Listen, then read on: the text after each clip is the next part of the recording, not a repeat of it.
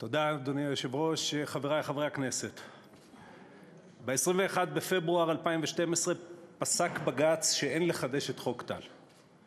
בכך באו אל קיצן 10 שנים מיותרות, שבהן כמעט הוכפל מספרם של המתחמקים משירות בחסדי תורתו אומנותו, מכ-37,000 ביום שבו נחקק החוק, ליותר מ-64,000 ביום שבוטל.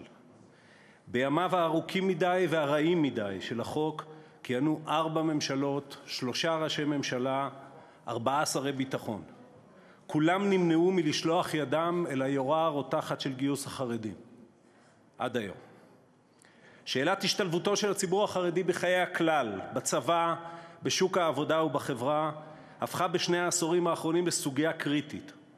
במציאות שבה 1 מכל 7 מועמדים לשירות ביטחון זוכה לדחיית שירות מטעמי תורתו אומנותו, ו1 מכל 3 ילדים יהודים בני 6 נכנס השנה למערכת החינוך החרדית, במציאות הזו פתרון לסוגיית הגיוס הוא הרבה יותר מאשר חוק טכני העוסק בהתייצבות לשירות ביטחון.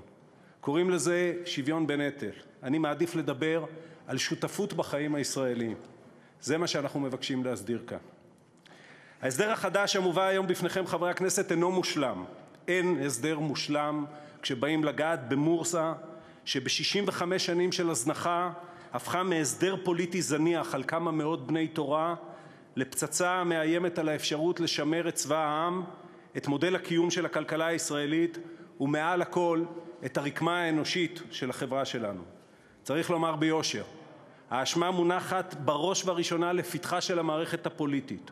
היא ששימרה מתוך פחד וחשבון את האפליה בגיוס ואת הקשר המגונה בין אי שירות בצבא לבין חיי עוני ועבודה לא חוקית. ההסדר אינו מושלם, אבל יש בו כל מה שהיה חסר בחוק טל ובניסיונות האחרים שכשלו כולם. אומץ, שיקול דעת, החלטיות ובעיקר נחישות לבצע. חוק טל כשל בעיקר בגלל חטאיה של הרשות המבצעת. בניסוח החוק הזה ובהסדרים הנלווים לו עשינו הכל כדי שהפעם היא לא תוכל לחמוק מביצוע. והציבור החרדי לא יוכל לחמוק חזרה אל המקום המסוגר שיוצר המצב הנוכחי שלא בטובתו, שלא בטובת החברה בישראל. בפסק הדין שביטל את חוק טל, ציירו שופטי בית המשפט העליון את קלסטרו של הפתרון הראוי. את קווי המתאר שלו סרטטה הנשיאה דאז, השופטת דורית בייניש, במילים אלה, המתארות כל מה שלא היה בחוק טל וצריך להיות בהסדר החדש, ואני מצטט. חוק דחיית השירות אינו כולל אמות מידה למתן פטור משירות צבאי, ואין בו יעדים לגיוס לצבא או להצטרפות לשירות האזרחי. אין בחוק מסגרות ביניים לבחינת התקדמות היישום של החוק, אין בו כל אמצעי פיקוח ליישומו. אין אף בחוק קביעה המחייבת שירות משמעותי מכל סוג שהוא לכל. ובהמשך אומרת השופטת בייניש, על הכנסת יהיה לגבש הסדר חדש שיכול ויתבסס על המסגרת שהוקמה כחלק מחוק דחיית השירות, אך מתחשב בקביעותינו בפסק דין זה.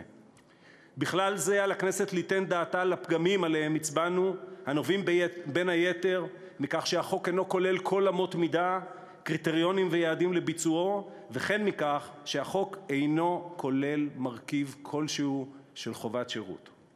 סוף ציטוט. כל אלה ועוד תוקנו בחוק שאנחנו מביאים לפניכם היום, ובהחלטת הממשלה הנלווית לו שכבר התקבלה. יש בהם יעדים מספריים מדויקים ל3 השנים הבאות, הן לשירות צבאי, הן לשירות אזרחי. יש תמריצים חיוביים ושליליים לעמידה ביעדי הגיוס, ייסוד מערכת פיקוח חסרת תקדים, הכוללת אחריות אישית פלילית להצהרות שקר, וחובת דיווח בפני הממשלה והכנסת. ומעל הכל, יש קביעה ראשונה מסוגה שבתום תקופת ההסתגלות הציבור החרדי יצטרך להתייצב לגיוס במספרים ראויים, או שתחול עליו חובת גיוס כללית ללא שיקול דעת ואפשרות להתחמק. מה שזכה לכינוי סנקציות פליליות אינו אלא אמירה פשוטה. בשלב הביניים, המתחייב מגודל העיוות שבאנו לתקן, יזכה הציבור החרדי להנחות והקלות. אם לא יעמוד בהן, נקבע לראשונה שכל ההסדרים המיוחדים עמו יפקעו ותחול עליו אותה חובה החלה על הציבור הכללי. בכך התמלאו דבריו של השופט רובינשטיין על חוק טל, כשאמר, על הפתרון להיות רדיקלי בהרבה הפעם. מובן כי אחת האפשרויות היא שלאחר גיל מסוים, נאמר 21 או 22, כתום 3 או 4 שנות ישיבה גבוהה, יתגייסו הכל, למעט מספר מוסכם שיוסכם על פי מדדים שיקבעו, ואשר יביא בחשבון את צורכי עולם התורה והמשכיותו לצד צורכי המדינה. ההסדר צריך להיות מותאם ומכוון למציאות ולהתבסס פחות על ציפיות ותקוות לשינויים חברתיים עתידים. עד כאן דברי השופט רובינשטיין. זהו כמעט אחד לאחד מצב הקבע שיוסד בחוק שלפנינו. כל אחד מאיתנו היה רוצה שוויון מלא ועכשיו, אבל מחוקקים אינם עוסקים במשאלות לב, אלא במציאות. אותה מציאות שהשופטת עדנה ארבל הגדירה באותו פסק דין במילים, ואני מצטט, יש להכיר בכך שאת הפגיעה בשוויון לא ניתן לרפא באופן מיידי. הדרך הקצרה והמבטיחה ביותר להגיע לשוויון המיוחל היא דרך שנראית כרגע ארוכה וקשה. וזה מה שאנחנו עושים כאן. יוצאים לדרך בפעם הראשונה ברצינות ומתוך מחויבות מלאה. הסייגים שהחוק הזה שם מבטיחים באופן חסר תקדים שכל ממשלה עתידית תהיה מחויבת להמשיך וללכת בה. שמעתי ביקורת רבה על החוק מספסלי האופוזיציה הריקים כאן. אני לא מתפלא כמובן על חברי הכנסת החרדים, גם לא על סיעת מרצ שתומכת ברעיון האוטופי לפיו כל אחד יבחר אם הוא רוצה לשרת או לא. אבל נדמה לי שמחברי הכנסת של מפלגת העבודה מתבקשת קצת פחות וירטואוזיות של שכחה, קצת פחות פליק-פלקים של איפוי המציאות. כי זה מה שמספרות העובדות. 10 שנים עמד חוק טל בשיממונו. הסיבה העיקרית שיבש ומת, כבר אמרנו, הייתה אי-ביצוע. בפסק הדין שביטל את החוק, אמרה זאת השופטת בייניש במילים נחרצות, ואני מצטט, הבעיה העיקרית בחוק אינה אך תוצאה של הכשלים ביישומו. כל עוד החוק אינו קובע אמות מידה או יעדים לביצועו, הגשמת התכליות נתונה לחסדי הרשות המבצעת. היא יכולה לנקוט בפעולות נמרצות ליישומו, להקצות משאבים ליישום חלקים מסוימים של החוק בלבד, או לתמרץ באמצעים שונים את הגורמים המופקדים על כך ליישם את החוק. באותה מידה יכולה הרשות המבצעת לבחור בדרך של חוסר מעש ולהפוך את החוק לאות מתה, סוף ציטוט. לא לגייס, לא להקדיש מאמצים ומשאבים, להתחמק מיישומו של חוק ולהניח לבעיה לאומית לתפוח לממדים מפלצתיים. אלה מחדליה הקשים ומעשיה הרעים של הרשות המבצעת, ובראשה מערכת הביטחון, ב10 השנים של חוק טל, שבהן כאמור כמעט הוכפל מספרם של המתחמקים משירות בחסדי תורתו אומנותו. וב6 מ10 השנים האלה, חברי חברי הכנסת, שר הביטחון, האיש שבחר בדרך של חוסר מעש והפך את החוק לאות מתה, היה יושב ראש מפלגת העבודה. זה היה אצלם בידיים, הם פחדו לעשות, ועכשיו הם מתיימרים לבקר. יושב ראש האופוזיציה יצחק הרצוג היה חבר בוועדת טל, שניסחה חוק ללא אמות מידה ומנגנוני יישום. היום יש לו מה לומר על שוויוניות וצדק. הוא היה שר בממשלות שבהן בנימין בן אליעזר, עמיר פרץ ואהוד ברק היו שרי ביטחון, תלו לייבוש את חוק טל הצמחוני כשלעצמו ושכחו אותו על החבל. אם השוויון והתוצאות ההרסניות של השתמטות החרדים משירות ועבודה היו באמת יקרות לליבו וללב חבריו למפלגה, הם היו יכולים לעשות או לתבוע מעשה. אבל הם לא עשו, כי מי רוצה להסתכסך עם החרדים ולהרוס לעצמו את אשליית השווא שהנה עוד מעט הם יעזבו את נתניהו וישיבו את השלטון לבעליו החוקיים בעיני עצמם. הם בחרו בחנופה ובמחדל, ועכשיו הם מתיימרים לבקר. הנה עוד עובדות. פעמיים קיבלה ממשלת ישראל החלטה לקיצור שירות הגברים בצה"ל. צעד מתבקש מבחינת השוויון וחיוני לעדכון השירות הצבאי ולכלכלה הישראלית. פעם ראשונה ב-2006, פעם שנייה עם אימוץ דוח ברודט ב-2007.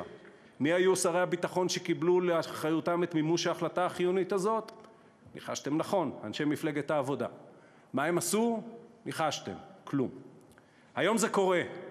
בפעם הראשונה בתולדות המדינה אנחנו הופכים לחוק את קיצור השירות ב4 חודשים. מיולי 2015 השירות יהיה שוויוני יותר, נכון יותר, יעיל יותר. גם זה היה אצלם בידיים, גם את זה הם פחדו לעשות, עכשיו הם מתיימרים לבקר. הצביעות הזו, הטבילה במי רטוריקה קדושים עם שרץ המוסר הכפול ביד, ריחפה באוויר, גם בדיוני ועדת שקד. נציג מפלגת העבודה לא הצביע בעד חובת הגיוס, בטענה שנוסח מרוכך יותר, חביב יותר לחרדים שאותו הציע לא התקבל. אותה יעד הייתה גם זו שמנעה את קיבועו בחוק של היעד הקובע, 5,200 מתגייסים חרדים בשנת הגיוס 2016-2017. כשם שהיום היא מתחמקת מהצבעה באמתלה של הגנה על הדמוקרטיה, כך במהלך תהליך החקיקה של הסעיפים החיוניים ביותר בחוק מצאה מפלגת העבודה דרך להתחמק, לקרוץ, לברוח מהכרעה. כמעט כולם נחקקו בסופו של דבר, אבל יושב ראש האופוזיציה יכול להגיד לדרעי ולליצמן שידו לא הייתה במעל, כי מי רוצה להסתכסך עם החרדים? מי רוצה להרוס לעצמו את אשליית השווא שהנה עוד מעט הם יעזבו את נתניהו וישיבו את השלטון לבעליו החוקיים בעיני עצמם? זה היה אצלם בידיים, הם בחרו בחנופה ומחדל, ועכשיו הם מתיימרים לבקר את מי שנחלץ לתקן את התוצאות ההרסניות של ההשתמטות שלהם ממעשה. השינוי הגדול בחוק הזה אינו מסתיים בשערי הבקו"ם. כאקט ראשון חסר תקדים בהיקפו, כל צעיר חרדי מעל גיל 22 שלא יבחר בשירות צבאי או אזרחי יקבל בחודשים הקרובים פטור משירות ויוכל לבטק את הקשר הגורדי בין עבודה חוקית ומכניסה לשירות בצבא. האוצר יעביר 500 מיליארד שקלים ב5 השנים הבאות לצורך המוגדר של תעסוקת חרדים, כדי ששיעור המועסקים בקרב הגברים החרדים יטפס מהמקום הבלתי נסבל שבו הוא מצוא היום מעט יותר מ-40%, ויפעיל מנוע צמיחה חיוני למשק.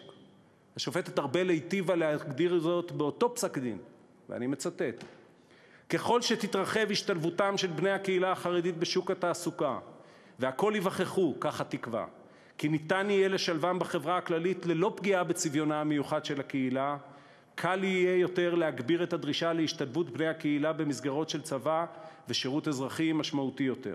לפיכך, איני סבורה שיש להירתע בשלב זה מלהסתפק בדרישה לשירות צבאי ואזרחי מקוצר יחסית ומהפטור הניתן לבני גילאים מסוימים משירות סדיר המאפשר יציאה לעבודה. סוף ציטוט. זה בדיוק מה שאנחנו עושים היום, ומתוך אותו חזון. ככל שהציבור החרדי יראה יותר גברים עובדים בעבודה חוקית ומפרנסת היטב, ובמקביל מספר כפול של לובשי מדים בתוך 3 שנים, כך ימהרו החומות ליפול. כך נתקרב אל הרגע שבו להיות חרדי לא יזוהה עוד עם אי נשיאה בנטל השירות והכלכלה. וכך יתקרב היום שבו חרדים וחילונים יוכלו לחיות יחד, איש על פי תרבותו ומבלי לפגוע באורח חייו של האחר, אבל כמה שיותר מאיתנו תחת אתוס משותף של אזרחות ומימושו בפועל. אלה עיקריו של החוק, כפי שנוסחו ביותר משנה של דיון בממשלה ובכנסת. איש לא הגניב אותו באישון לילה אל שולחן החקיקה. הוא נוסח במהלך של דיון ציבורי ופרלמנטרי נרחב. כולכם, חבריי חברי הכנסת, יודעים היטב שרק מעטים חשבו שאכן יוצג כאן בנוסח זה. אבל אנחנו, שהצבנו אותו בתוך שפע האילוצים והלחצים, ידענו שמי שנחוש, מי שריאלי, מי שאינו מאבד קשר עין עם המטרה גם בתוך הסערה, אכן יגיע.